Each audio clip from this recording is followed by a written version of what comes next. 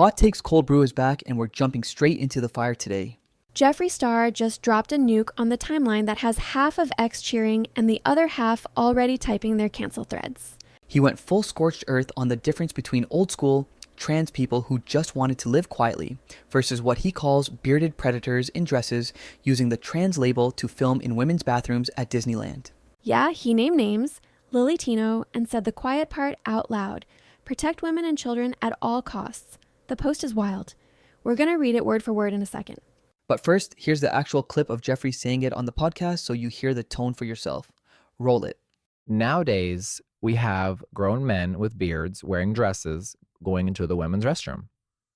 When I was younger, any normal person that felt like they were born in the wrong body was trying to be passable, and they were really wanting to live their life as a woman. And if you really think psychologically you were born in the wrong body, unfortunately, it's like a mental illness. But people hear illness and they just have a full spiral. So this new age of weirdos and predators trying to pretend they're trans or pretend they're this and harm women and children, that's my issue. So there is this piece of shit named Lilly Tino who is pretending to be trans and recently went into the women's restroom at Disneyland. Disneyland's for children. Yes, there's adults that like Disney. We know that.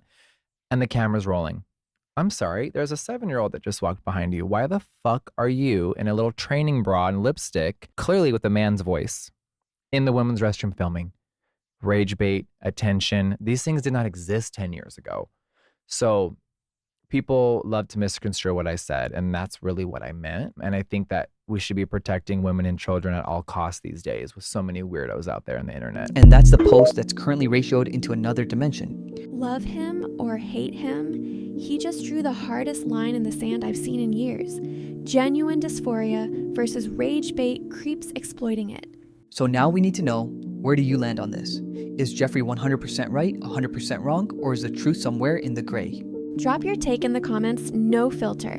Do you think women's spaces need more protection right now, or is this just classic transphobic dog whistling? Be respectful, but be real. This is Hot Takes Cold Brew. We came for the spice. See you in the comments.